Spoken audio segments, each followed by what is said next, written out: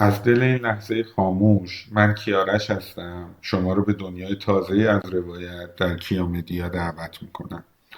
هویت واقعی آرژانتین، کشوری که میان غرور، بحران و رویای بزرگ زندگی میکنه. وقتی اسم آرژانتین میاد جهان معمولا چند تصویر مشخص رو به یاد میاره: فوتبال، رقص تانگو، خیابون‌های اروپایی بوئنوس آیرس، گوشت معروف آرژانتینی و مردمی که همیشه درباره کشورشون با نوعی غرور خاص حرف میزنن. اما پشت این تصویرها کشوری وجود داره که بسیار پیچیده‌تر، احساسی‌تر و زخمی‌تر از چیزیه که توی نگاه اول دیده میشه. آرژانتین فقط سرزمین فوتبال نیست، کشوریه که انگار همیشه میان رویای قدرت و واقعیت بحران گیر افتاده. شاید هیچ کشوری در آمریکای جنوبی به اندازه آرژانتین اینقدر به اروپا شبیه نباشه. خیابونها، معماری، کافه‌ها و حتی رفتار مردم در بعضی لحظه‌ها بیشتر شبیه اروپای جنوبیه تا آمریکای لاتین. و شاید دلیلش این باشه که آرژانتین بخش بزرگی از هویت خودشو از مهاجران اروپایی گرفته. ایتالیایی‌ها، اسپانیایی‌ها و موج‌های عظیم مهاجرت چهره کشور رو برای همیشه تغییر دادن. اما با وجود این، ظاهر اروپایی روح آرژانتین که بسیار به چشم میاد همچنان کاملا آمریکایی لاتینی باقی مونده.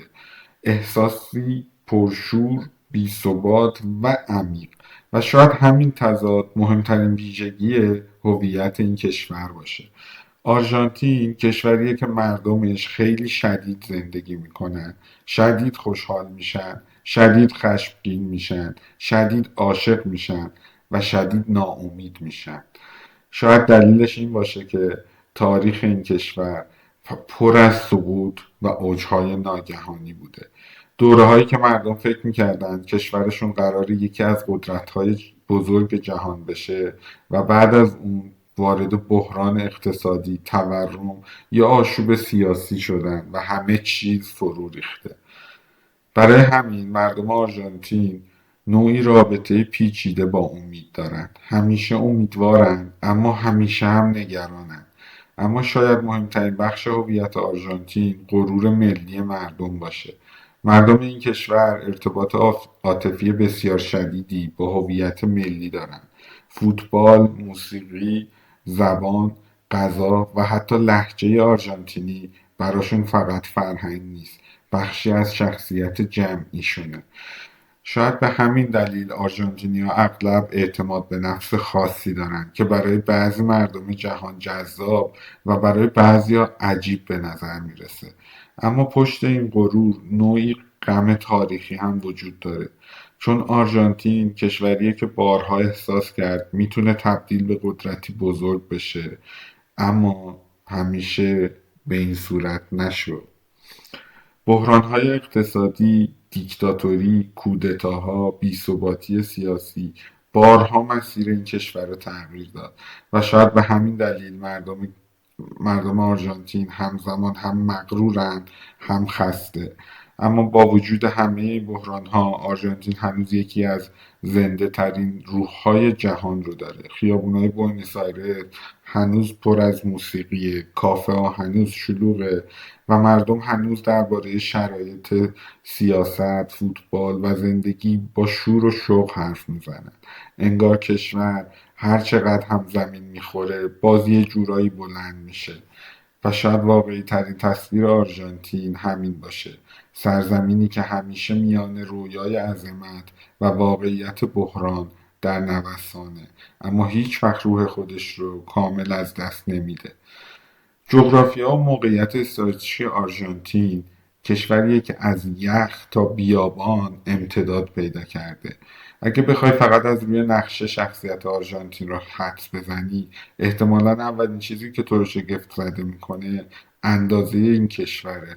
آرژانتین یکی از بزرگترین کشورهای جهانه، سرزمینی عظیم که از نزدیکی مناطق گرم آمریکای جنوبی شروع میشه و تا سرزمین‌های یخزده جنوب ادامه پیدا میکنه. و شاید همین گستردگی بخشی از روح این کشور رو ساخته، چون آرژانتین فقط یک آب و هوای یک طبیعت نداره، چند جهان مختلف و همزمان توی خودش نگه داشته.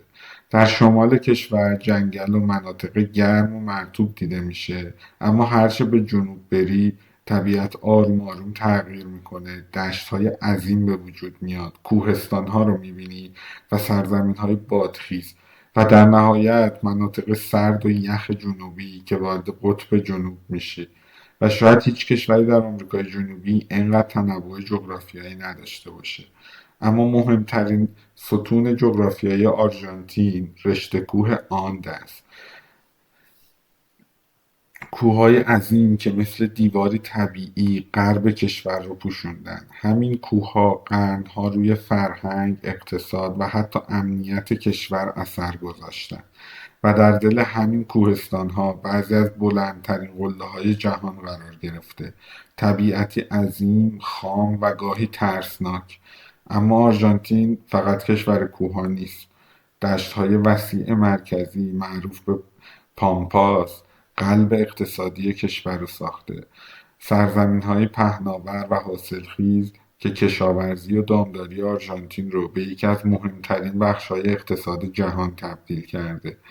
و شاید بدون همین دشت‌ها آرژانتین هیچ‌وقت به کشوری ثروتمند تبدیل نمی‌شد، چون بخش بزرگی از قدرت اقتصادی و هویت تاریخی این کشور از همین زمین‌ها میاد. اما جنوب آرژانتین حال و هوای دیگه‌ای داره. سرزمینی سرد، خلوت و بادخیز که بعضی وقتها بیشتر شبیه پایان جهان به نظر میرسه. طبیعت انقدر وسیع و خالیه که انسان کوچکتر از همیشه احساس میشه. و شاید همین مناطق تصویر سینمایی اسرارآمیزی رو میتونن از آرژانتین بسازن. اما موقعیت جغرافیایی کشور فقط به مسائل طبیعی محدود نمیشه، بلکه سیاسی هم هست. آرژانتین یکی از قدرت‌های اصلی آمریکای جنوبی محسوب میشه. نزدیکی به اقیانوس اطلس، دسترسی به تجارت جهانی و وسعت سرزمینی همیشه به کشور اهمیت استراتژیک داده. اما همزمان فاصله زیادش از مراکز قدرت جهانی باعث شده که نوعی حس دورافتادگی در هویت ملی شکل بگیره. خیلی ها از آرژانتین تصویری دارن که اون رو خارج از جهان مدرن میبینن به خاطر فاصله جغرافیایی. بعضی از خود آرژانتینی ها کشورشون رو جایی میبینن که از جهان بزرگ دور مونده، اما همزمان احساس میکنن سزاوار جایگاهی مهمتر در دنیا هستن. و شاید همین احساس روی سیاست و غرور ملی کشور هم اثر گذاشته. اما طبیعت آرژانتین فقط زیبا نیست، شدید هم هست. بادهای خشن جنوب، طوفان‌ها، یخچال‌های عظیم و مناطق خشک و بیرحم بخشی از چهره واقعی این کشورن. و شاید همین طبیعت مردم رو هم مقاومتر و احساسی تر کرده، چون زندگی در سرزمینی انقدر وسیع و متنوع انسان رو مجبور میکنه با بی‌ثباتی کنار بیاد. شاید مهمترین ویژگی جغرافیایی آرژانتین این باشه، کشوری که همیشه حس میکنه هنوز کامل کشف نشده. حتی امروز هم بعضی مناطق اون حالتی وحشی و دست نخورده دارن. و شاید به همین دلیل آرژانتین فقط یک کشور نیست، بیشتر شبیه یک قاره کوچیکه که میون یخ، دشت، کوه و رویای گسترده پهن شده است. تاریخ شکل‌گیری آرژانتین، کشوری که همیشه میخواست چیزی بزرگتر از واقعیتش باشه. قبل از آنکه آرژانتین تبدیل به کشوری مدرن بشه، این سرزمین خانه قبایل بومی مختلفی بود که توی دشت‌ها، کوهستان‌ها و مناطق جنوبی زندگی می‌کردند. اما مثل بسیاری از نقاط آمریکای جنوبی، ورود اروپایی‌ها همه چیز رو تغییر داد. وقتی اسپانیایی‌ها به این منطقه رسیدند، سرزمینی رو دیدن وسیع، حاصلخیز و پر از امکان. و خیلی زود آرژانتین تبدیل شد به بخشی از امپراتوری اسپانیا. اما برخلاف بعضی مناطق امریکای لاتین، اینجا معادن عظیم طلا و نقره نداشت.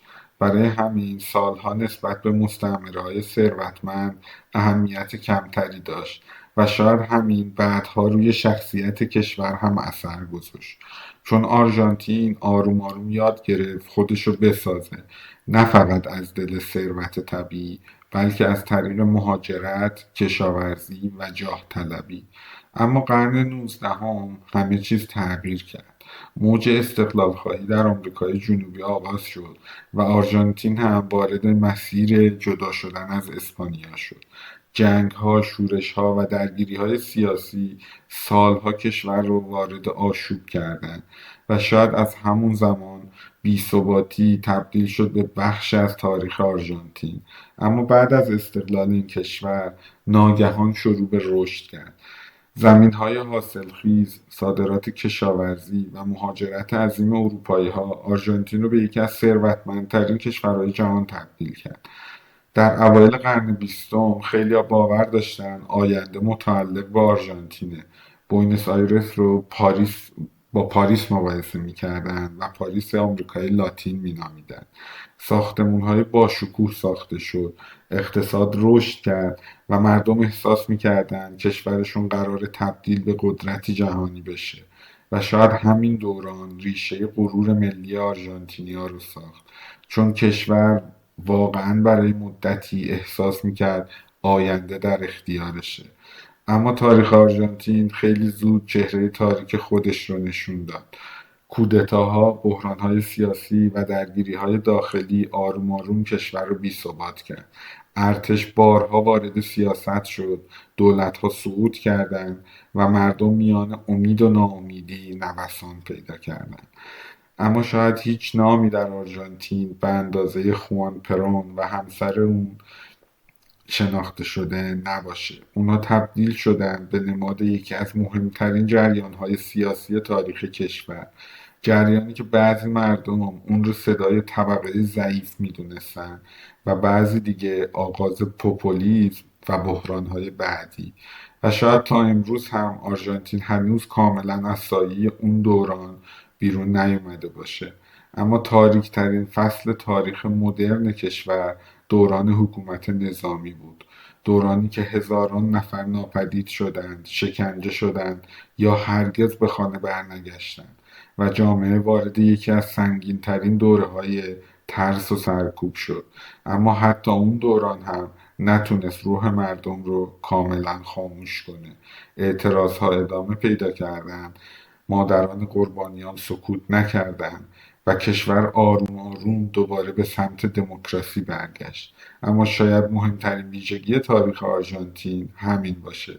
کشوری که بارها سقوط کرده اما هر بار دوباره سعی کرده خودش رو از نو بسازه و شاید به همین دلیل مردم آرژانتین هنوز با شدت درباره آینده حرف میزنن، چون تاریخشون همیشه میان رویا و فروپاشی حرکت کرده و شاید واقعی ترین تصویر آرژانتین همین باشه. سرزمینی که هیچ وقت آرام و ثابت باقی نمیمونه اما هیچ وقت هم تسلیم نمیشه.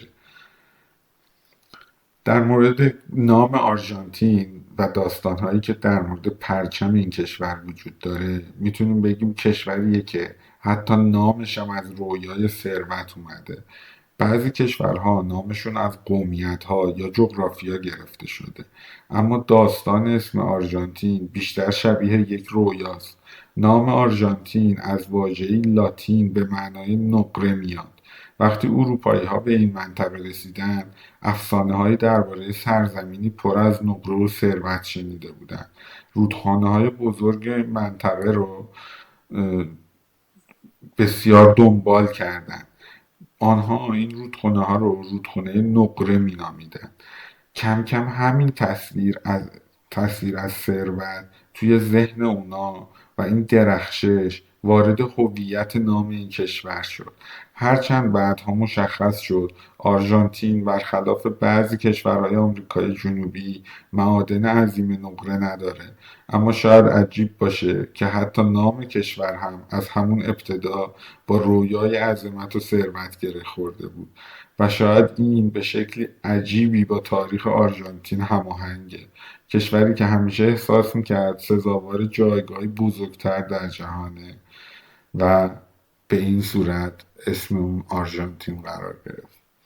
یکی از احساسی ترین و شناخته شده ترین پرچم های آمریکای لاتین پرچم آرژانتینه. دو نوار آبی روشن و سفید با خورشیدی طلایی در مرکز و شاید مهمترین ویژگی پرچم همین خورشید باشه، خورشیدی که به آن خورشید ماه می میگن، نمادی از انقلاب و آغاز استقلال این کشور. اما در نگاه مردم آرژانتین این خورشید فقط یک تصویر سیاسی نیست، نوعی حس تولد دوباره و امید رو منتقل میکنه.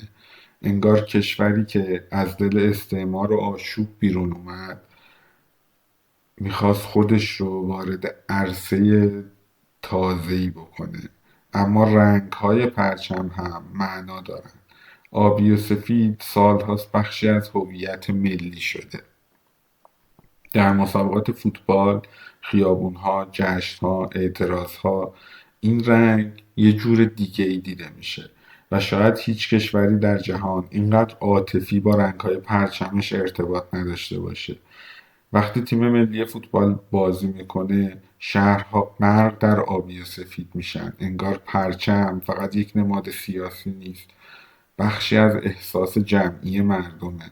اما نکته جالب اینجاست که آرژانتین کشوریه که بسیار احساسی نسبت به نمادهای ملی خودش رفتار میکنه. سرود ملی، پرچم فوتبال و حتی لهجه مردم همه بخشی از غرور ملی هن. و شاید دلیلش این باشه که کشور بارها بحران و بی‌ثباتی رو تجربه کرده. برای همین مردم به چیزهایی نیاز داشتن که حس یکی بودن رو حفظ کنن و نمادهای ملی دقیقا همین نقش رو پیدا میکنن. اما شاید زیباترین بخش ماجرا این باشه که پرچم آرژانتین برخلاف بعضی از پرچم‌های خشن و نظامی جهان حس آرومتری داره. آبی آسمونی، سفید روشن و خورشید طلایی بیشتر شبیه پرچم یک رویاست تا یک قدرت نظامی. و شاید همین شخصیت واقعا به آرژانتین تعلق داشته باشه، کشوری که همیشه بیشتر با احساسات، شور و رویا زندگی کرده تا با ثبات و نظم. و شاید به همین دلیل حتی نام و پرچمش هم حالتی شاعرانه داره، انگار آرژانتین از همون ابتدا میخواست چیزی بیشتر از یک کشور عادی باشه. نوع حکومت و ساختار قدرت در آرژانتین کشوریه که سیاست در اون بیشتر شبیه میدان نبرد احساسیه. در بعضی کشورها سیاست چیزی دور و خشک به نظر میرسه، اما در آرژانتین سیاست بخشی از زندگی روزمره مردمه. مردم درباره اون بحث میکنن، دعوا میکنن، هیجان زده میشن و بعضی وقتها انگار سیاست رو مثل فوتبال دنبال میکنن. چون تاریخ آرژانتین انقدر پر از بحران و تغییر بوده که مردم یاد گرفتن قدرت سیاسی میتونه زندگیشون رو کاملا زیر و رو کنه. امروز آرژانتین یک جمهوری دموکراتیکه، اما و در اون رئیس جمهور، دولت و پارلمان داره و انتخابات بخش مهمی از فضای کشور محسوب میشه. اما واقعیت سیاست در آرژانتین فقط ساختار رسمی نیست. احساسات، شخصیت‌ها و بحران‌ها نقش بسیار بزرگی در سیاست کشور دارند و شاید هیچ جریان سیاسی به اندازه پرونیسم در آرژانتین اثر نگذاشته باشه. جریانی که از دوران خوان پرون آغاز شد و تا امروز هنوز یکی از قدرتمندترین نیروهای سیاسی کشوره. برای بعضی مردم پرونیسم نماد دفاع از طبقه ضعیف و عدالت اجتماعیه، اما برای بعضی دیگه نماد پوپولیسم، بی‌ثباتی اقتصادی و سیاست احساسی و آشفته است. و شاید عجیبترین بخش ماجرا این باشه که حتی بعد از دهه‌ها آرژانتین هنوز کاملا از سایه پرون بیرون نیومده. اما سیاست توی این کشور فقط درباره ایدئولوژی نیست، درباره بحران هم هست. تورم، بدهی، سقوط ارزش پول و مشکلات اقتصادی بارها دولتها رو سقوط دادن. برای همین مردم آرژانتین رابطه پیچیده‌ای با سیاستمدارا دارن، همزمان امیدوار و بی‌اعتماد، چون بارها شنیدن که قرار آینده بهتر بشه، اما بعد دوباره بحران برگشته. و شاید به همین دلیل فضای سیاسی کشور همیشه احساسی و متشنجه. اعتراضها، تظاهرات و بحث‌های سیاسی بخش طبیعی زندگی آرژانتینیا شده. اما یکی از مهمترین ویژگی‌های ساختار قدرت در آرژانتین نقش شدید شخصیت هاست. بعضی رهبران تقریبا تبدیل به چهره‌های افسانه‌ای و یا منفور میشن. مردم فقط درباره سیاستمدارا حرف نمیزنن، درباره اونا احساس دارن، عشق دارن، خشم دارن، نفرت دارن یا وفاداری، اونم از نوع شدید.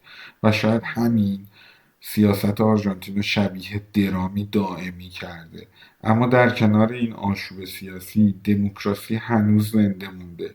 با وجود کودتاها و دوران تاریک حکومت نظامی، کشور دوباره به انتخابات و حکومت غیر نظامی برگشته و این برای مردم اهمیت زیادی داره، چون جامعه هنوز خاطره دوران سرکوب رو فراموش نکرده.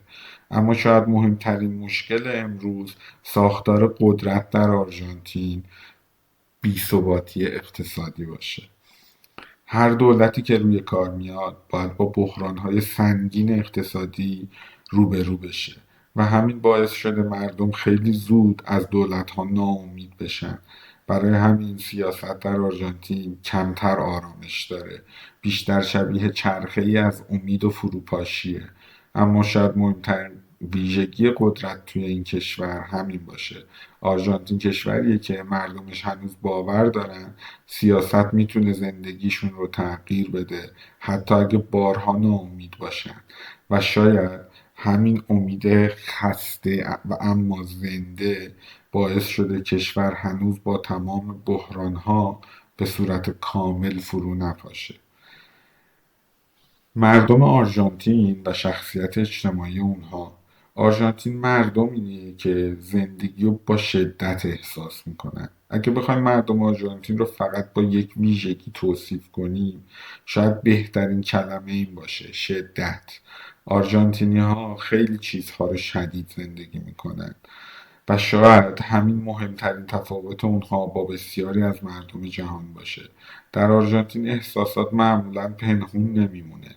مردم راحت هیجان زده میشن، عصبانی میشن، عاشق میشن یا ناراحتیاشون رو نشون میدن.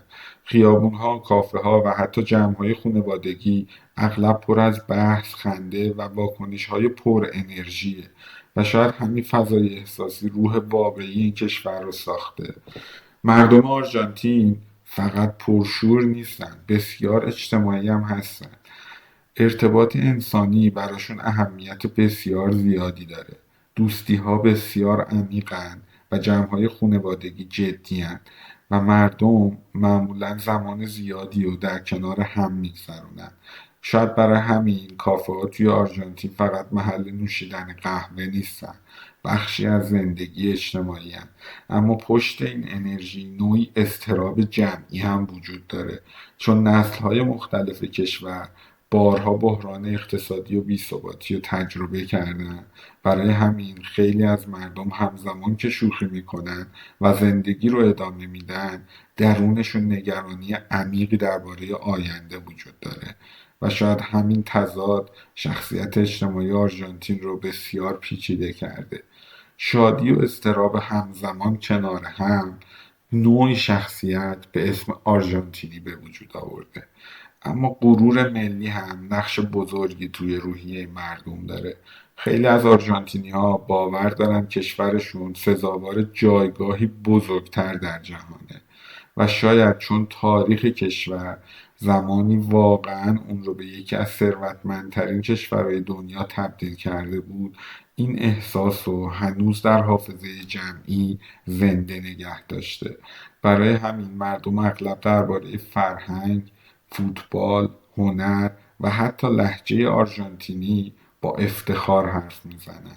اما همین غرور گاهی باعث میشه مردم کشورهای دیگه اونها رو کمی متکبر ببینن. هرچند در واقعیت بیشتر این رفتار از اعتماد به نفس فرهنگی میاد تا تحقیر دیگران. اما شاید مهمترین ویژگی مردم آرژانتین مقاومت روانیشون باشه. کشوری که بارها بحران مالی، تورم و آشوب سیاسی تجربه کرده و مردمی ساخته که یه جورایی یاد گرفتن با بی‌ثباتی زندگی کنن. خیلیا پس‌اندازاشون رو از دست دادن، خیلیا دوباره از صفر شروع کردن و خیلیا هنوز با ناامیدی اقتصادی هنوز زندگی میکنن. اما با این حال خیابونا هنوز زنده است، موسیقی هنوز شنیده میشه، رستورانا هنوز شلوغه و مردم هنوز برای لذت بردن از زندگی تلاش میکنن.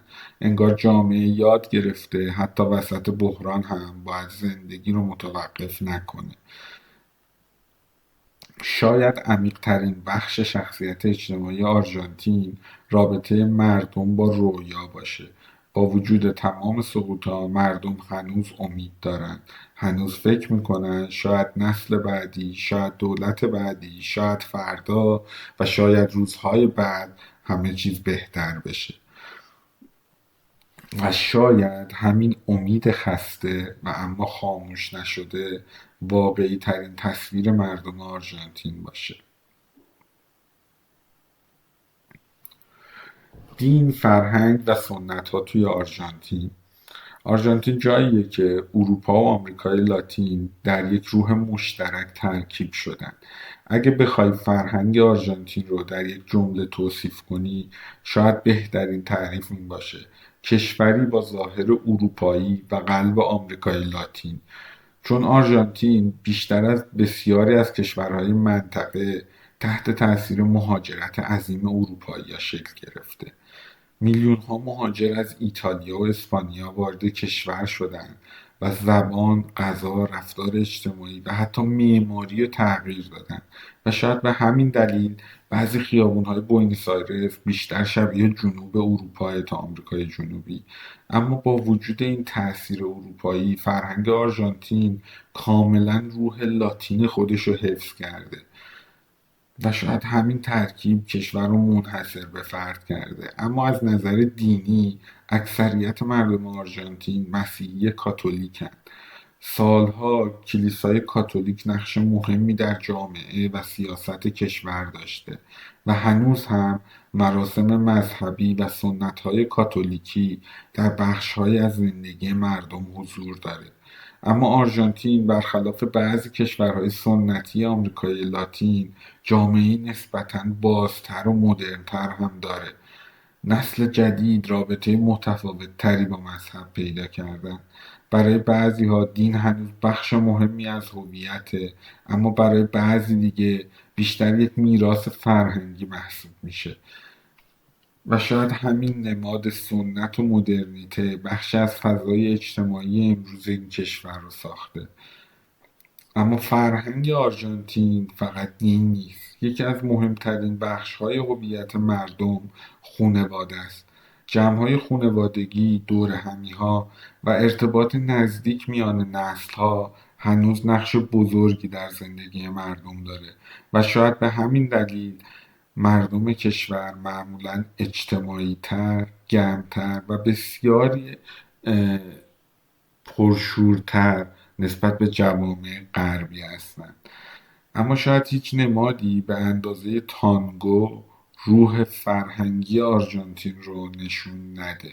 تانگو فقط یک رقص نیست، ترکیبی از عشق، غم، تنهایی و شوره. رقصی که از محله‌های فقیر بوئنوس آیرس بیرون اومد و بعد تبدیل شد به یکی از شناخته شده ترین نمادهای فرهنگی جهان. و شاید عجیب نباشه که تانگو همزمان هم زیباست و هم غمگینه، چون روح آرژانتین هم دقیقا همین گونه است. اما سنت‌های مردم فقط به موسیقی محدود نمیشه. غذا خوردن جمعی، نوشیدنی، فوتبال و حتی بحث‌های طولانی سیاسی بخشی از فرهنگ روزمره‌اند. ماته فقط یه نوشیدنی نیست، نوعی آیین اجتماعیه.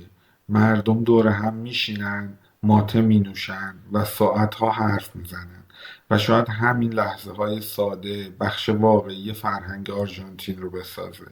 اما آرژانتین کشوریه که با تنوع قومی هم در تشکیل شده. بیشتر جمعیت ریشه اروپایی داره، اما جوامع بومی، مهاجران خاورمیانه‌ای و گروه‌های دیگه هم بخشی از جامعه و همین تنوع فرهنگی این کشور رو پیچیده‌تر و زنده‌تر کرده. اما شاید مهمترین ویژگی فرهنگ آرژانتین این باشه که مردم کشور زندگی رو فقط برای بقا نمیخوان، میخوان اونو حس کنن. موسیقی، عشق، فوتبال، بحث، غذا و احساسات همه براشون بخشی از معنای واقعی زندگیه و شاید به همین دلیل آرژانتین فقط یک کشور نیست، بیشتر شبیه صحنه‌ایه که مردمش روی اون زندگی رو با تمام شدت اجرا میکنن. آرژانتین جاییه که احساسات تبدیل به صدا و تصویر شده. در آرژانتین هنر فقط بخشی از فرهنگ نیست، بیشتر شبیه راهیه برای نفس کشیدن، چون مردم این کشور احساسات رو فقط درون خودشون نگه نمیدارن، اونو تبدیل به موسیقی، شعر، سینما و رقص میکنن و شاید به همین دلیل فضای فرهنگی آرژانتین همیشه زنده، احساسی و پر انرژی به نظر میرسه. زبان رسمی کشور اسپانیاییه، اما اسپانیایی آرژانتینی حال و هوای خاص خودشو داره. لهجه مردم مخصوصا در بوئنوس آیرس تحت تاثیر مهاجران ایتالیایی شکل گرفته. برای همین آهنگ حرف زدن مردم یه جورایی بیشتر شبیه ایتالیایی به نظر میرسه تا اسپانیایی کلاسیک و همین لهجه بخشی از هویت ملی کشور شده.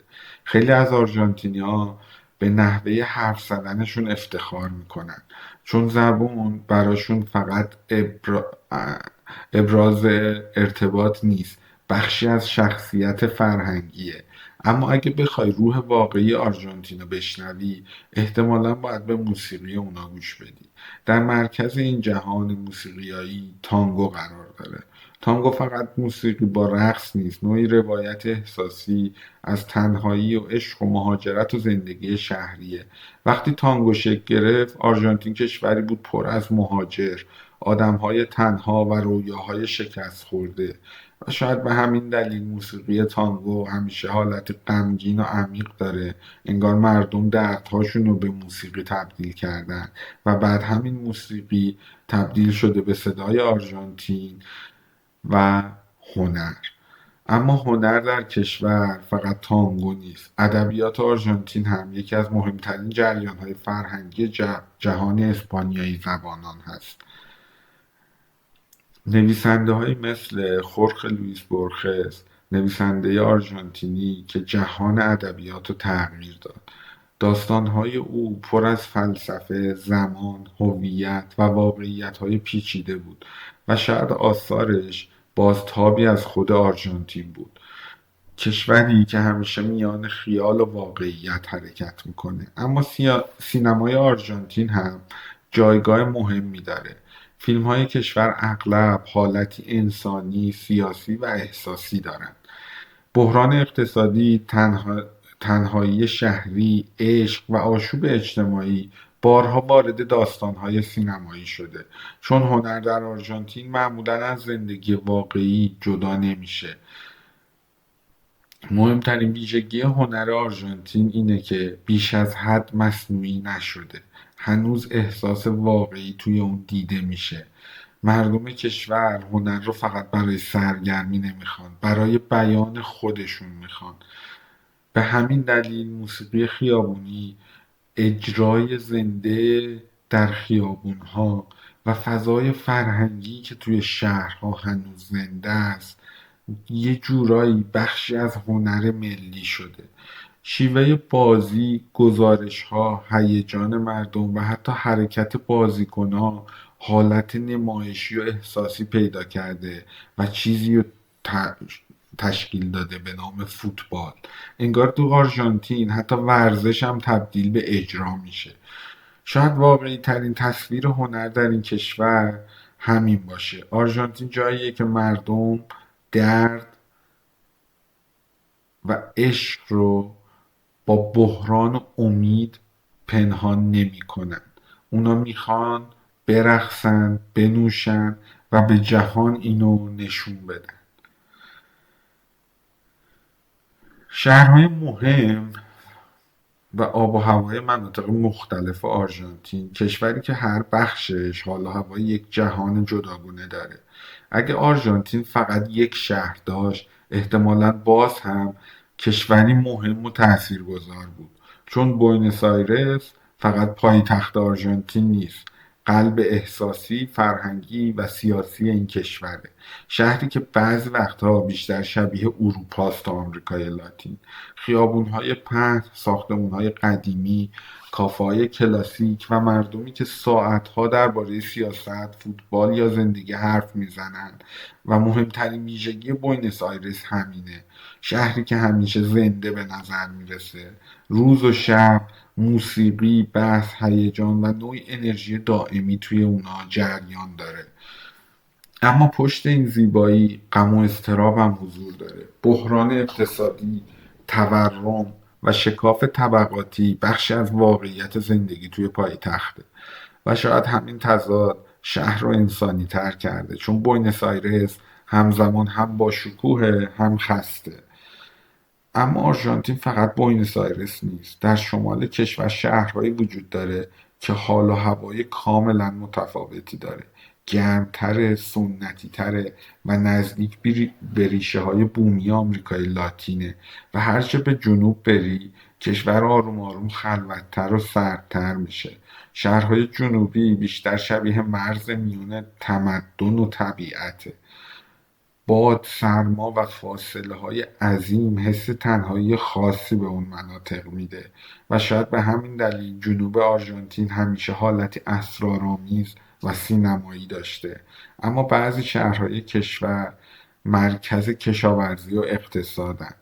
دشت‌های حاصلخیز اطرافشون بخش بزرگی از ثروت تاریخی آرژانتین رو ساختن و بعضی مناطق کوهستانی با تاکستان‌ها و طبیعت آروم حال و هوای شبیه جنوب اروپا پیدا کردن. انگار آرژانتین چند کشور مختلف رو توی یک مرز جمع کرده. آب و هوای کشور هم درست مثل فرهنگش شدید و متنوعه. در شمال گرما و رطوبت دیده میشه، در مرکز آب و هوای معتدل و دلنشین و در جنوب سرما، باد، یخ و در نهایت قطب جنوب. بعضی مناطق انقدر سرد و دورافتاده‌اند که انسان حس میکنه به انتهای جهان رسیده و شاید همین تضاد جغرافیایی بخشی از شخصیت این مردم رو ساخته، چون زندگی توی آرژانتین بسته به اینکه کجای کشور باشی کاملا متفاوته و شخصیت اون افراد رو شکل میده. اما مهمترین ویژگی شهرهای آرژانتین زنده بودن اوناست. خیابونا فقط محل عبور نیستن، محل زندگی هن. کافا پر از آدمن. موسیقی از بعضی کوچه ها به قدری بلند شنیده میشه که احساس میکنی کوچه ها دارن فریاد میزنن. و مردم حتی وسط بحران هنوز یه جورایی برای زندگی وقت میذارن. اما شکاف میان مناطق ثروتمند و فقیر هم کاملا دیده میشه. در بعضی محله ها ساختمان های لوکس و زندگی مدرن حضور داره و چند خیابون اون طرفتر فقر و ناامیدی داره فریاد میزنه. و شاید یکی از واقعی ترین نمونه های تصویری آرژانتین همین باشه. کشوری زیبا، زنده، پرشور که زیر این انرژی هنوز با بحران نابرابری زندگی میکنه. سبک زندگی روزمره آرژانتینیا، جایی که مردم حتی وسط بحران‌ها هم زندگی رو رها نمی‌کنن. در آرژانتین زندگی فقط کار کردن و دووم آوردن نیست. مردم این کشور یه جورایی اصرار دارن زندگی رو حس کنن. حتی وقتی اقتصاد فرو میپاشه، حتی وقتی تورم بالا میره، حتی وقتی آیندهشون نامطمئن میشه، باز هم همین ویژگی سبک زندگی آرژانتینی رو تشکیل میده. لذت بردن از لحظه وسط بی‌ثباتی. صبح‌ها شهرها آروم آروم بیدار میشن، کافه‌ها باز میشه، مردم قهوه میخورن و خیابونا کم کم پر از صدا و حرکت میشه. اما ریتم واقعی زندگی بیشتر عصر و شب خودشو نشون میده، چون آرژانتینی‌ها معمولا دیرتر زندگی میکنن. شام‌ها طولانیه، گفتگوها طولانیه و شب‌ها شهرها زنده میمونه. برای همین خیابونای بوئنوس آیرس بعضی وقتا شبیه صحنه‌های فیلم‌ها میمونه تا یه شهر عادی. اما یکی از مهمترین بخش‌های زندگی روزمره مردم دور هم بودنه. دوستان، خانواده و جمع‌های اجتماعی نقش بسیار بزرگی در زندگی روزمره دارن. خیلی‌ها ساعت‌ها کنار هم میشینن، ماته مینوشن، فوتبال تماشا میکنن یا فقط حرف میزنن و شاید همین روابط انسانی بخشی از دلیل مقاومت روانی مردم باشه، چون جامعه‌ای که بارها بحران رو تجربه کرده یاد گرفته تنهایی خطرناکترین اتفاقه. اما اقتصاد همیشه سایه خودشو روی زندگی مردم انداخته. تورم توی آرژانتین فقط یک عدد اقتصادی نیست، چیزیه که مردم هر روز لمسش میکنن. قیمت ها مدام تغییر میکنه، برنامه ریزی بلند مدت سخته و خیلی ها دائما نگران آینده مالیشونن. برای همین مردم این کشور رابطه عجیبی با پول پیدا کردن. همزمان هم خرج میکنن، هم نگرانن و هم سعی میکنن. یه جورایی از لحظه لذت میبرن ولی با نگرانی. و شاید عجیبترین بخش سبک زندگی آرژانتینی همین تضاد باشه. جامعه‌ای که زیر فشار اقتصادی اما هنوز خیابوناش پر از انرژی و این یک چیز بسیار عجیب و منحصر به فرده. موسیقی هنوز شنیده میشه، رستورانا شلوغه و مردم برای عشق، فوتبال، هنر و زندگی وقت بسیار زیادی میذارن. انگار کشور حتی وسط بحران هم نمیخواد تبدیل به جامعه سرد و بیروح بشه. یکی دیگه از بخش‌های مهم زندگی مردم بحث و گفتگوه. آرژانتینیا عاشق حرف زدنن درباره سیاست، فوتبال، اقتصاد، عشق، حتی فلسفه. شاید به همین دلیل کافه‌های کشور فقط محل استراحت نیستن، بخشی از مغز اجتماعی جامعه. اما در کنار همه اینها اضطراب هم همیشه حضور داره. خیلی از مردم نمیدونن چند سال بعد زندگیشون چجوری خواهد بود. شاید همین بی‌ثباتی طولانی باعث شده مردم بیشتر در لحظه زندگی کنن، چون آینده همیشه نامطمئن بوده. اما واقعی ترین تصویر زندگی روزمره آرژانتین همینه که مردم بارها ناامید شدن اما هنوز بلدن بخندن، هنوز عاشق میشن و هنوز شبها شهر رو زنده نگه میدارن. و شاید این نوعی مقاومته، مقاومت در برابر فروپاشی روحی و روانی. غذاهای معروف و فرهنگ خوراک آرژانتین، جایی که غذا بخشی از غرور ملی مردم شده. در آرژانتین غذا فقط خوردن نیست، بخشی از هویت ملیشونه. مردم این کشور درباره غذا همونقدر جدی و احساسی حرف میزنن که درباره فوتبال یا سیاست حرف میزنن. مهمترین دلیلش اینه که فرهنگ خوراک توی آرژانتین فقط مزه نیست، بخشی از سبک زندگی و روابط انسانیه. اگه بخوای قلب آشپزی آرژانتینی رو بشناسی باید از گوشت شروع کنی. گوشت توی این کشور تقریبا حالتی افسانه‌ای داره.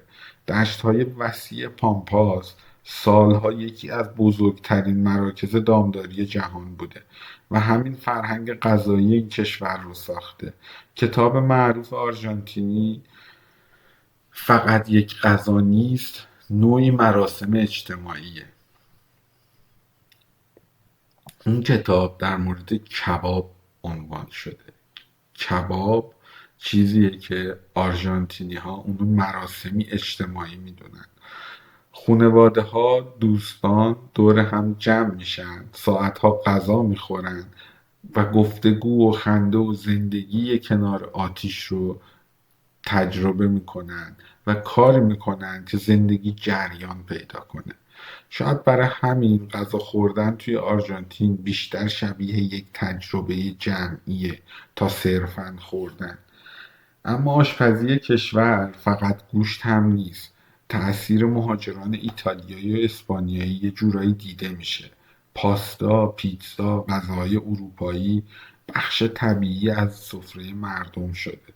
شاید عجیب باشه که بعضی مردم جهان بهترین پیتزای آمریکای لاتین رو توی بوینس آیرس پیدا میکنن، چون آرژانتین فرهنگ اروپایی رو کاملا جذب و بازسازی کرده. شاید مهمترین نوشیدنی فرهنگی کشور ماته باشه. ماته فقط یک نوشیدنی گیاهی نیست، بخشی از زندگی روزمره مردمه.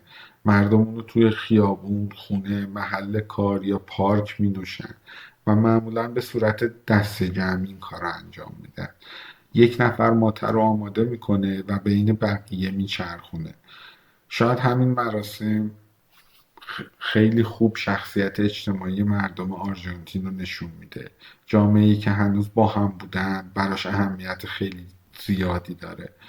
اما غذا توی آرژانتین یه لایه احساسی دیگه هم داره.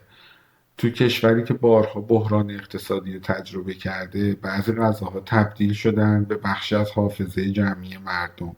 غذای ساده، خونگی و ارزون برای خیلی‌ها حس امنیت و خانواده رو دارن و شاید به همین دلیل آشپزی خونگی هنوز جایگاه مهمی در فرهنگ کشور داره. اما در کنار این سنت‌ها، رستوران‌ها و کافه‌های مدرن هم بخشی از چهره امروز آرژانتینه. بوینس آیرس یکی از زنده ترین فضاهای غذایی آمریکای لاتینو داره. شبها رستوران‌ها پر میشن و مردم ساعتها برای غذا و صحبت کردن که آرژانتینیا عاشق هر دو هستن وقت میذارن که کنار هم بشینن.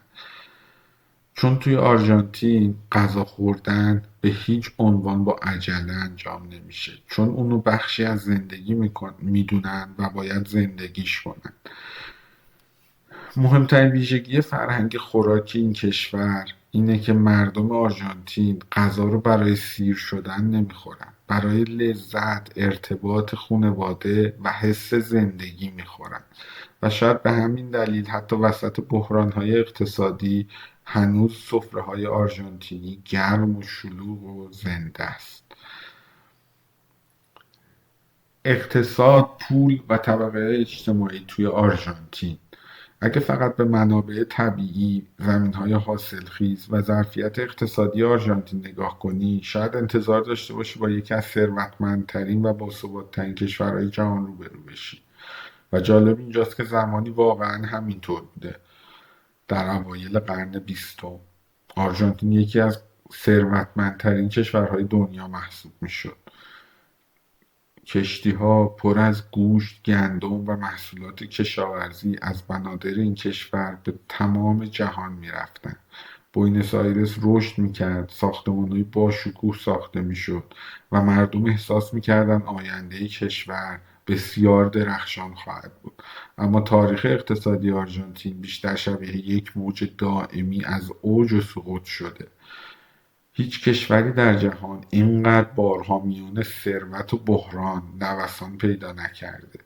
امروز وقتی مردم درباره اقتصاد آرژانتین حرف میزنن، معمولا اولین کلمه‌ای که شنیده میشه تورمه.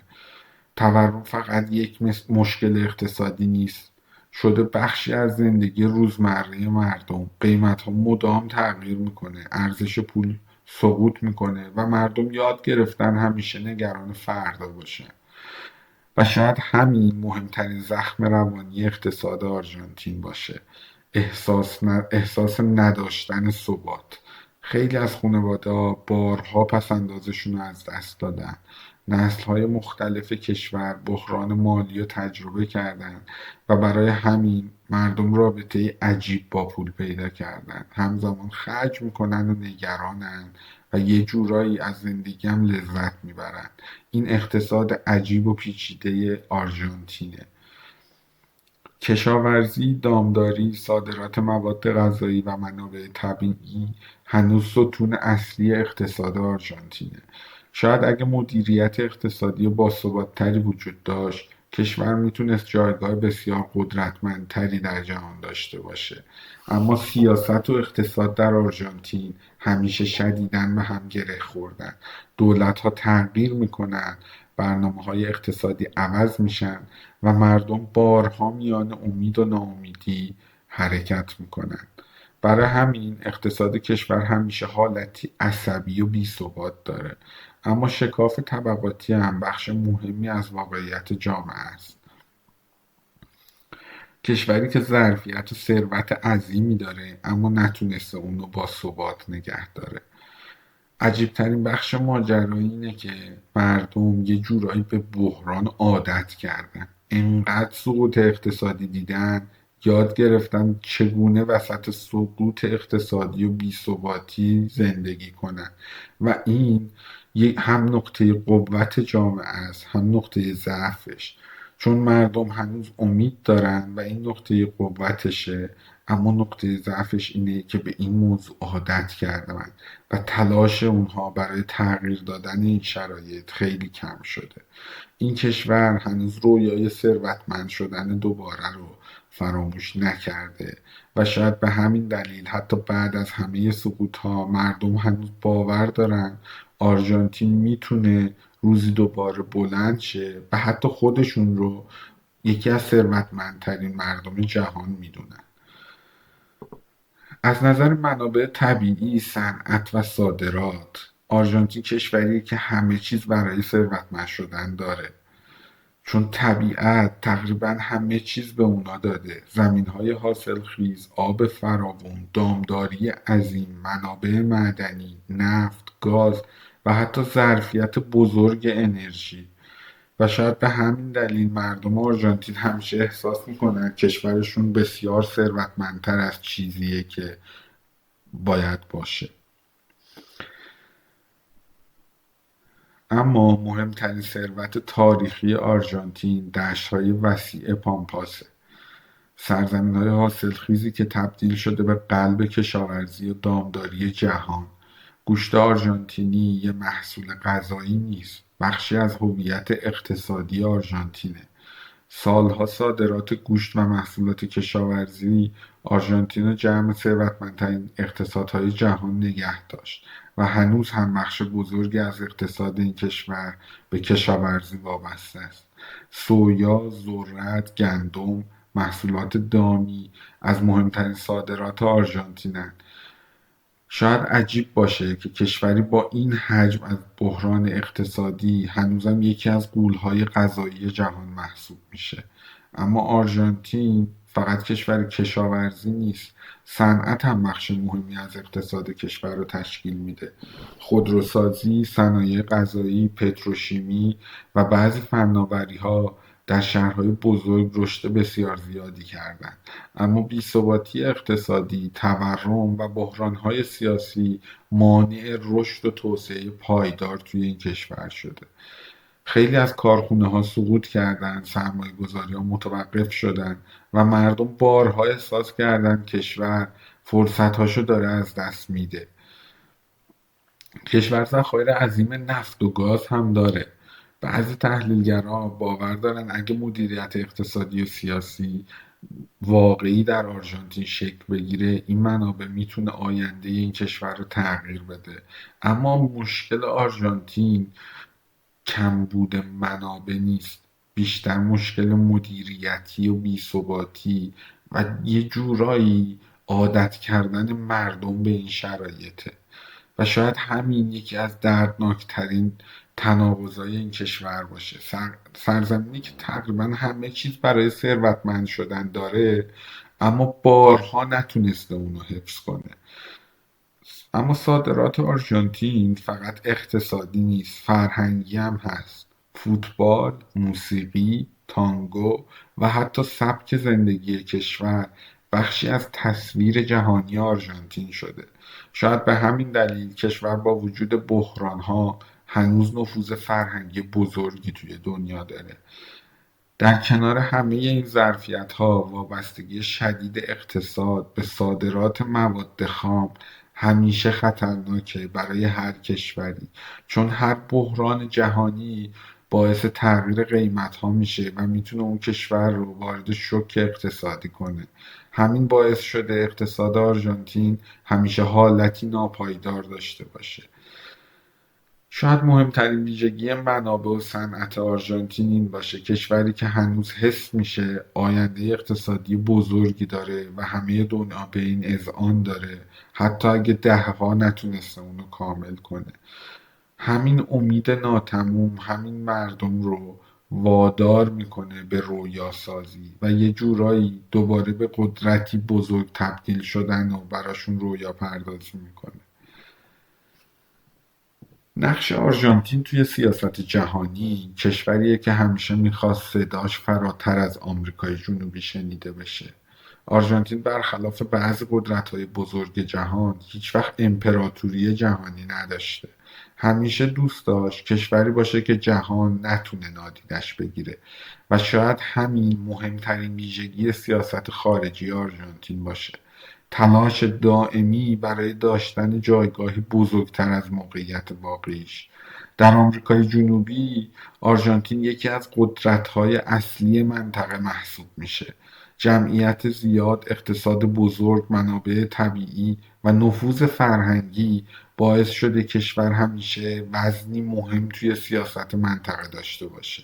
اما رابطه آرژانتین با جهان همیشه کمی پیچیده بوده. از یه طرف کشور عمیقاً تحت تأثیر اروپا بوده، از طرف دیگه بخشی از هویت آمریکای لاتین خودش رو مجبور شده حفظ کنه. اروپایی‌ها که دوست دارن به اونها نزدیک باشن و آمریکای لاتینیا که دوست دارن اونجا رو متعلق به خودشون بدونن. مهمترین رابطه خارجی کشور آرژانتین همیشه با ایالات متحده امریکا بوده. رابطه‌ای پر از همکاری، تنش و بی‌اعتمادی. بعضی دولت‌های آرژانتین تلاش کردند به غرب و امریکا نزدیک بشن و بعضی دیگه مسیر مستقل‌تر و ضد نفوذ خارجی رو انتخاب کردند. همین نوسان بخشی از بی‌ثباتی سیاست خارجی این کشور رو ساخته. آرژانتین فقط بازیگر سیاسی نیست، قدرت فرهنگی هم هست. فوتبال، موسیقی، ادبیات و چهره‌های جهانی این کشور باعث شدن آرژانتین نفوذی فراتر از قدرت اقتصادی خودش توی جهان داشته باشه. خیلی از مردم جهان قبل از آنکه چیزی درباره سیاست آرژانتین بدونن، فوتبال و فرهنگ این کشور رو میشناسن و شاید این نوع متفاوتی از قدرت باشه. یکی از مهمترین زخم‌های سیاسی کشور در جهان موضوع جزایر فالکلنده. جزایری که آرژانتین اونا رو مالویناس مینامه و هنوز هم اونها رو بخشی از خاک خودش میدونه. جنگ با بریتانیا بر سر این جزایر یکی از تلخ‌ترین شکست‌های تاریخ مدرن این کشور بود و هنوز هم موضوعی احساسی و ملی محسوب میشه. برای خیلی از مردم آرژانتین مالویناس فقط یک مسئله جغرافیایی نیست، بخشی از غرور زخمی این ملته. در دهه‌های اخیر آرژانتین بیشتر تلاش کرده از طریق دیپلماسی، اقتصاد و همکاری‌های منطقه‌ای نقش خودش رو حفظ کنه. کشور عضو گروه‌های مهم منطقه‌ای و جهانی شده و سعی کرده صدای آمریکای جنوبی رو توی جهان تقویت کنه. اما بحران‌های اقتصادی داخلی بارها قدرت بین‌المللی آرژانتین رو محدود کرده. چون کشوری که داخل خودش بی‌ثبات باشه سخت‌تر میتونه توی جهان نفوذ بلند مدت داشته باشه و شاید همین بزرگترین مشکل آرژانتین توی سیاست جهانی باشه. ظرفیت قدرت داره، اما ثبات کافی برای تبدیل شدن به یک بازیگر قدرتمند رو نداره. مهمترین ویژگی تصویر جهانی آرژانتین اینه که جهان این کشور رو فقط با سیاست نمیشناسه، بلکه با احساس، فوتبال، فرهنگ و شور زندگی میشناسه.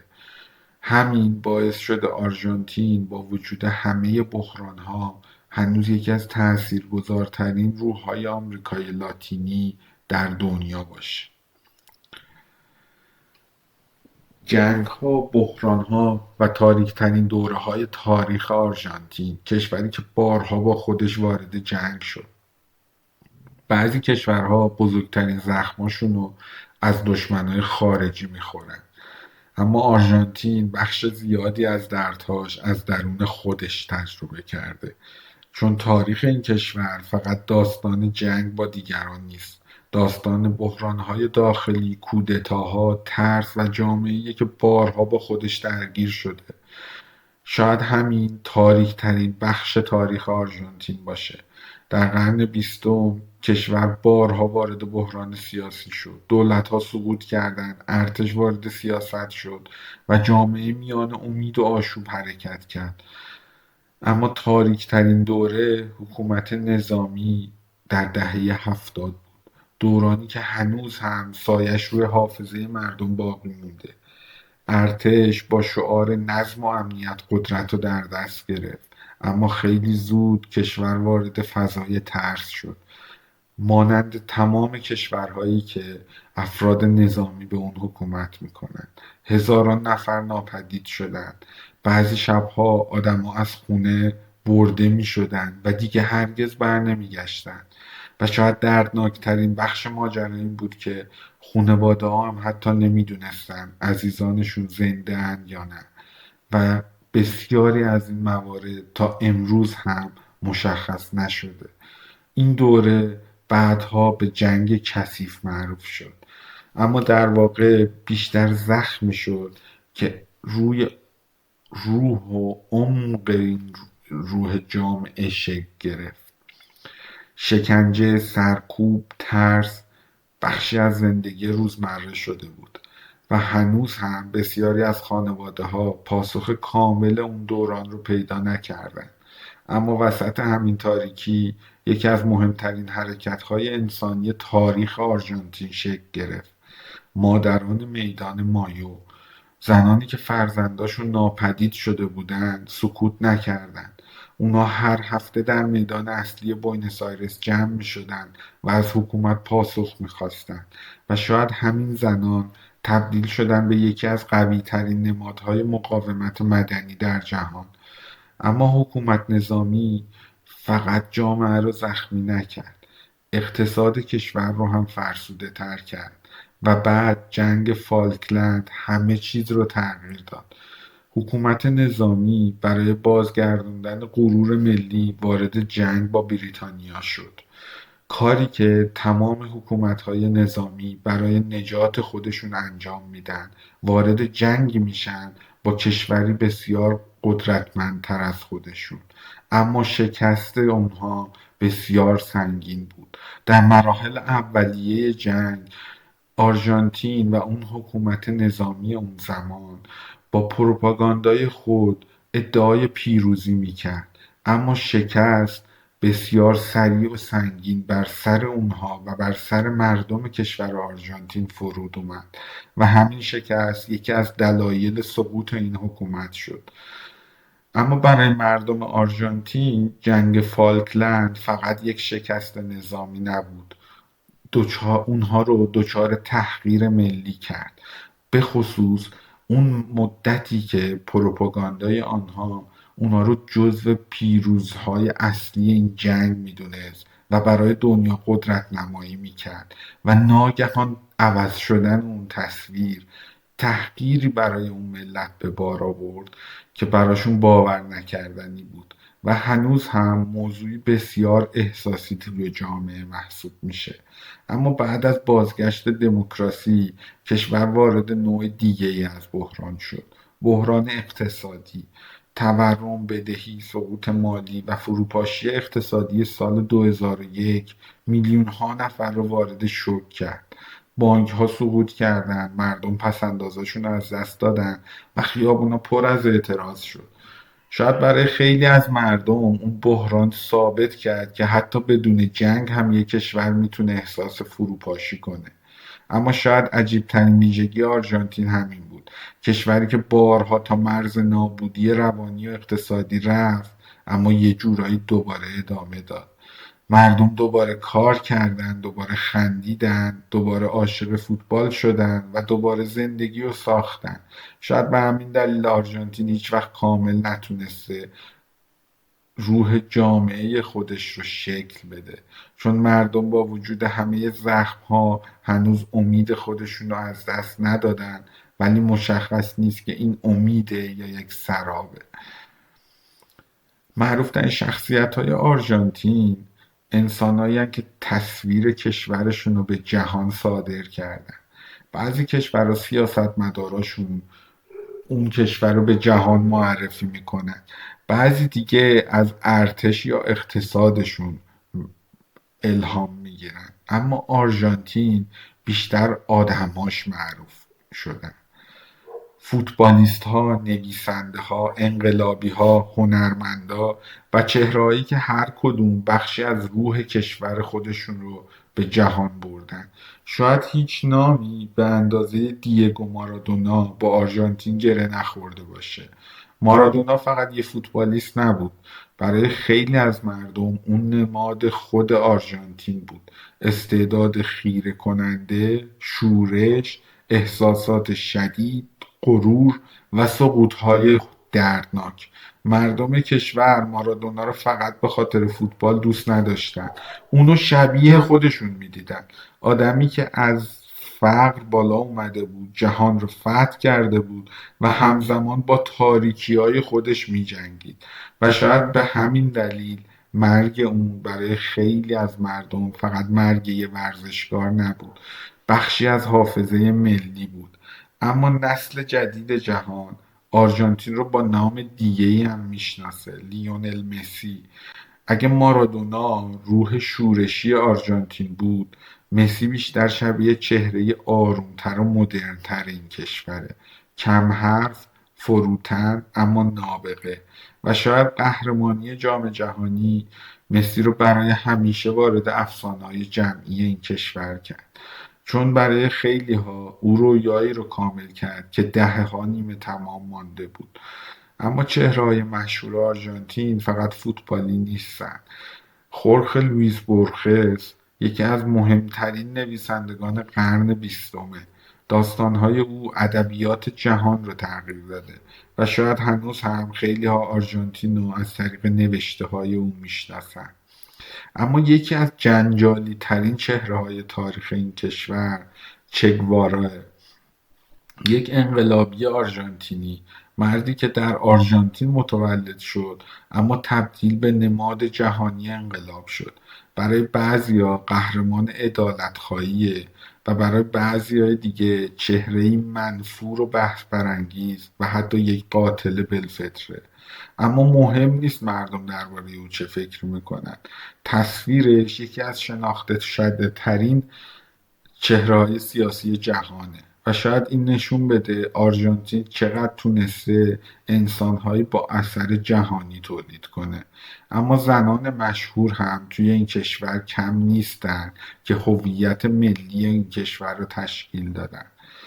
اوا پرون، بانوی اول پیشین آرژانتین، هنوز برای خیلی از مردم چهره افسانه‌ایه. برای بعضیا صدای فقرا و مردم عادیه و برای بعضی دیگه بخشی از سیاست احساسی و آشفته و پوپولیستیه. اما بدون شک اون یکی از تاثیرگذارترین زنان تاریخ امریکای لاتینه. شاید مهمترین ویژگی چهره‌های معروف آرژانتین این باشه: بیشترشون فقط موفق نبودن، احساسی و افسانه‌ای بودن و قضاوت در مورد اونها بسیار متناقضه.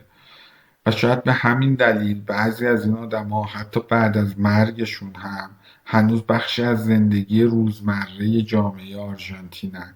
عکساشون روی دیوارهاست، اسمشون توی گفتگوها شنیده میشه و داستانهای متناقضشون هنوز ادامه داره و هنوز بحث در مورد خوب یا بد بودن اونها به صورت ناتمام ادامه داره. شاید به خاطر اینه که آرژانتینیا واقعا عاشق حرف زدنن. و شاید واقعی ترین تصویر آرژانتین همین باشه، کشوری که انسانهاش به اندازه خود اون کشور پرشور، پیچیده، متناقض و فراموش نشدنی هست. طبیعت، جاذبه‌ها و تصاویر آرژانتین، سرزمینی که انگار برای فیلم سینمایی ساخته شده. بعضی کشورها زیباهن اما آرژانتین حالتی فراتر از زیبایی داره. این کشور بعضی وقتها شبیه صحنه سینمایی به نظر میرسه که طبیعت اونو بدون محدودیت ساخته. چون آرژانتین فقط یه منظره نداره، چند جهان مختلف رو کنار هم قرار داده، از یخچال‌های عظیم جنوب تا دشت‌های بی‌پایان مرکزی، از کوهستان‌های آند تا خیابون‌های بوینس آیرس. و شاید نوعی تنوع تصویری کم‌نظیر برای این کشور به وجود آورده. اگه بخوای روح سینمایی آرژانتین رو حس کنی، احتمالاً باید از بوینس آیرس شروع کنی.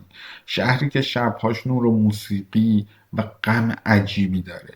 کافه‌های قدیمی، خیابون‌های بارونی و ساختمان‌هایی که هنوز بوی قرن گذشته رو میدن. به همین دلیل خیلی از فیلم‌ها و داستان‌های عاشقانه حال و هوای شبیه بوینس آیرس درست میکنن. بوینس آیرس همزمان هم زنده است هم غمگینه و شاید همین تضاد اونو شاعرانه کرده. اما طبیعت آرژانتین بسیار بزرگتر از شهراشه. در جنوب کشور سرزمین پاتاگونیا قرار داره، جایی که باد، یخ، سکوت و فاصله های عظیم حس عجیبی به انسان میده. بعضی وقتا انقدر طبیعت عظیم و خالیه که انسان احساس میکنه اینجا براش غیر قابل دسترسه.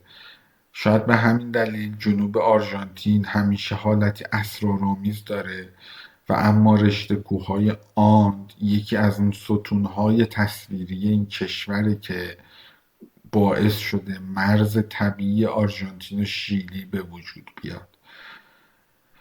طبیعت انقدر قدرتمند و خامه در این کوهستان که انسان کوچکتر از همیشه به نظر میرسه. همین طبیعت عظیم بخشی از غرور و احساسات مردم رو ساخته.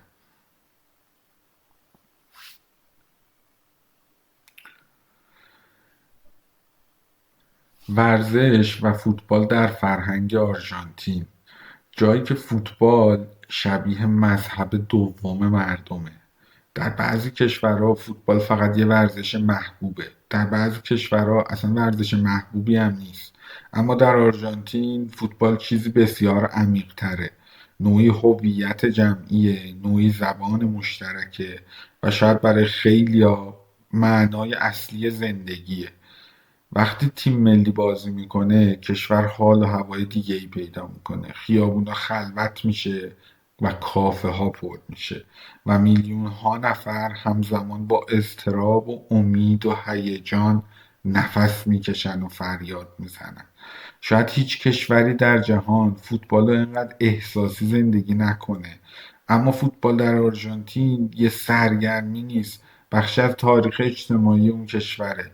تو محله‌های فقیر فوتبال برای خیلی از بچه‌ها رویای فرار از فقره. زمین‌های خاکی، کوچه‌ها و محله‌های شلوغ نسلی از فوتبالیستا رو ساختن که بعدها جهان فوتبال رو تغییر دادن. و شاید به همین دلیل مردم فوتبال رو فقط بازی نمی‌بینن، اونو بخشی از مبارزه زندگی و شاید تنها راه نجات خودشون میدونن. اما اگه بخوای شدت واقعی فوتبال تو آرژانتین رو بفهمی باید رقابت باشگاه‌های بزرگ رو ببینی، بازیایی که فقط مسابقه ورزشی نیست، نبرد غرور، هویت و احساساته. بعضی خانواده‌ها نسل به نسل طرفدار یه تیم میمونن و وفاداری فوتبالی بخشی از شخصیت اجتماعی مردمه، اما تیم ملی جایگاه دیگه‌ای داره. وقتی آرژانتین قهرمان میشه مردم فقط خوشحال نیستن، انگار بخشی از غرور زخمی کشور در حال ترمیم شدنه. شاید چون در کشوری که بارها بحران اقتصادی و سیاسی رو تجربه کرده، فوتبال یکی از معدود چیزایی بوده که هنوز میتونسته مردم رو متحد کنه. اما نقش اسطوره‌ها از اون هم مهمتر بوده. دیگو مارادونا، لیونل مسی، اونا بخشی از حافظه ملی شدن. مردم درباره‌شون بحث میکنن، بهشون احساس دارن به شدت و گاهی اونا رو شبیه افسانه ها میبینن. شاید هیچ کشوری در جهان فوتبالیستاش انقدر عاطفی توی دل مردمش جا نداشته باشن. اما ورزش توی آرژانتین فقط فوتبال هم نیست. بسکتبال، راگبی، تنیس و ورزش‌های رزمی هم خیلی محبوبن و کشور توی بعضی اونا قهرمانای جهانی بسیاری داره. اما با این حال هیچ چیز نمیتونه جای فوتبال رو توی آرژانتین بگیره، چون فوتبال یه جورایی بخشی از روح اون کشوره. حتی زبان مردم هم پر از اصطلاحات فوتبالیه و خیلی جالب و شنیدنیه که توی حرفاشون از تمام اصطلاحات فوتبالی استفاده میکنن. مردم فقط برای بردن عاشق فوتبال نیستن، برای احساسش عاشقشن، برای فریاد زدن، برای امید داشتن، برای گریه کردن و در اصل برای حس زنده بودن. شاید به همین دلیل فوتبال توی آرژانتین بیشتر از یک ورزشه، نوعی تپش قلب ملیه که هنوز وسط همه بحرانها کشور رو زنده نگه میداره. تصویری که از آرژانتین توی ذهن جهان امروز وجود داره، کشوریه که جهان اون رو همزمان عاشقانه و تراژیک میبینه. وقتی امروز اسم آرژانتین توی جهان شنیده میشه، مردم معمولا فقط به یه چیز فکر میکنن: تصویر این کشور ترکیبی عجیب از احساسات متناقضه. و شاید همین تضاد آرژانتین رو اینقدر متفاوت کرده. برای خیلی از مردم جهان آرژانتین کشوری رمانتیک و احساسی به نظر میرسه. برخلاف بعضی جوامع مدرن که بیش از حد سرد و ماشینی شدن، آرژانتین هنوز حس انسانی شدیدی داره.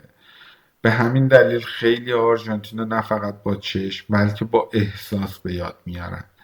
اما همزمان تصویر بحران هم همیشه همراه این کشور بوده. تورم، بی‌ثباتی اقتصادی، سقوط‌های مکرر باعث شده جهان آرژانتین رو کشوری با پتانسیل عظیم اما آینده نامطمئن ببینه و شاید این دردناکترین بخش تصور جهانیه که امروز در مورد آرژانتین وجود داره.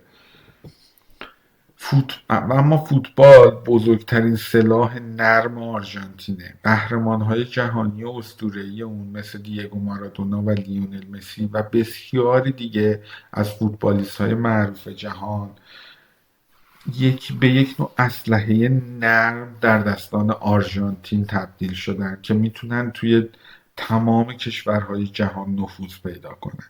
خیلی از مردم قبل اینکه چیزی در مورد اقتصاد، سیاست و هر چیز دیگه‌ای بدونن، عاشق فوتبال شدن و همون لحظه اسطوره‌های آرژانتینی رو شناختن و به احتمال زیاد عاشق اونها شدن. شاید همین باعث شد آرژانتین نفوذ فرهنگی بسیار بزرگی نسبت به قدرت واقعیش توی جهان پیدا کنه. اما جهان آرژانتین رو کشوری پر از استعداد هم میبینه. توی موسیقی، ادبیات، ورزش، هنر این کشور بارها چهره‌هایی تولید کرده که جهانی شدن و همین تصویری از خلاقیت و انرژی انسانیه که آرژانتین از خودش به جهان منتقل میکنه. در کنار همه اینها نوعی حس تراژدی هم همیشه در تصویر این کشور وجود داره، چون آرژانتین بارها تا آستانه شکوفایی کامل رفته و سقوط کرده و دوباره تا آستانه فروپاشی کامل پیش رفته ولی از سقوط کردن جلوگیری کرده. شاید واقعی ترین تصویر جهانی آرژانتین همین باشه: کشوری زیبا، پرشور، خلاق و زنده که همزمان هم زخمیه و بی‌ثبات و همیشه در حال جنگیدن با خودشه. و شاید به همین دلیل جهان هنوز با کنجکاوی، نگرانی و علاقه به آرژانتین نگاه میکنه که ببینه بالاخره این آرژانتین بین این بالا و پایین شدنها کجا ثابت میشه. آینده آرژانتین از نگاه جهان کشوریه که هنوز کسی مطمئن نیست سقوط خواهد کرد یا دوباره اوج میگیره. آینده آرژانتین شاید یکی از پیچیده ترین سوالهایی باشه که توی جهان امروز بشه مطرح کرد، چون این کشور بارها ثابت کرده که میتونه ناگهانی اوج بگیره و بارها هم نشون داده که چطور میتونه از اوج به سقوط عظیم برسه. و شاید به همین دلیل جهان هنوز با نوعی تردید به آرژانتین نگاه میکنه. از یه طرف کشور تقریبا همه چیز برای تبدیل شدن به یک ابرقدرت رو داره، منابع طبیعی داره، زمینهای حاصلخیز، انرژی، فرهنگ جهانی، جمعیت تحصیل کرده و موقعیت مهم توی آمریکای لاتین، و از طرف دیگه تاریخ این کشور رو و اتفاقهایی که افتاده رو به یاد میارن. خیلی از تحلیلگرا هنوز باور دارن اگه آرژانتین بتونه به ثبات اقتصادی و سیاسی برسه دوباره میتونه وارد جمع قدرت‌های مهم جهان بشه. و شاید این رویا هنوز در ذهن مردم این کشور زنده است و هر روز و هر لحظه بهش فکر میکنن، چون آرژانتین گذشته ای داره که مدام اونا به یادش میارن. ما زمانی یکی از ثروتمندترین کشورهای جهان بودیم، جزو 5 کشور ثروتمند جهان بودیم. این کلماتیه که توی ذهن اونا لحظه به لحظه مرور میشه. اما مشکل اینجاست که تاریخ کشور پر از چرخهای تکرار شونده است: امید، رشد، بحران، سقوط و دوباره امید و دوباره این مسیر از اول. و همین باعث شده خیلیا در جهان نسبت به آینده کشور همزمان امیدوار و خیلیا بدبین باشن. اما نسل جدید آرژانتین با نسل‌های قبلی یه فرق داره. خیلی از جوانها خسته شدن از بحران‌های دائمی اون کشور و میخوان بالاخره بتونن آرامش و ثبات رو تجربه کنن. اما در عین حال مهاجرت هم تبدیل به بخشی از واقعیت جامعه شده. بعضی جوانها آینده رو بیرون این کشور جستجو میکنن و حاضر نیستن بین بالا و پایین شدن مداوم این کشور زندگیشون رو توی ریسک بذارن و سعی میکنن اونو جور دیگه ای تشکیل بدن. آرژانتین هنوز کشوری مهم و تاثیرگذار محسوب میشه. فرهنگش زنده است، فوتبالش هنوز جهان رو متوقف میکنه، تصویرش هنوز برای میلیون ها نفر جذابه و شاید همین نفوذ فرهنگی یکی از چیزهایی باشه که کشور رو سر پا نگه داشته. اما سوال اصلی آینده آرژانتین اینه: آیا این کشور بالاخره میتونه میان احساسات و ثبات تعادل ایجاد کنه؟ شاید بزرگترین مشکل تاریخی آرژانتین همینه: کشوری پر از استعداد اما گرفتار بحرانهای دائمی. مهمترین حقیقت درباره آرژانتین اینه که هیچکس هنوز کاملا از اون ناامید نشده و شاید این عجیبترین ویژگی این کشوره، چون حتی بعد از اون همه سقوط هنوز مردم درباره آرژانتین وقتی حرف میزنن حس میکنن شهروند ثروتمندترین کشور دنیا هستن و این داستان هنوز تموم نشده و ما دوباره ثروتمندترین کشور جهان خواهیم شد. انگار جهان هنوز منتظر ببینه اونا راست میگن یا نه. آیا آرژانتین بالاخره تبدیل به همون کشوری میشه که مردمش همیشه فکر میکنن سزاوارش بوده یا نه؟ برای همیشه آرژانتین سرزمینی رویایی برای همیشه آرژانتین سرزمین رویاهای ناتمام باقی خواهد موند یا تبدیل به پایان رویایی مثل قهرماناش میشه، مثل مارادونا یا مثل لیونل مسی؟ و شاید پایان واقعی آرژانتین هنوز نوشته نشده. سپاسگزارم که تا اینجا کنار ما باقی موندید. من کیارش هستم و اینجا کیا مدیا بود. تا روایت بعدی، بدرود.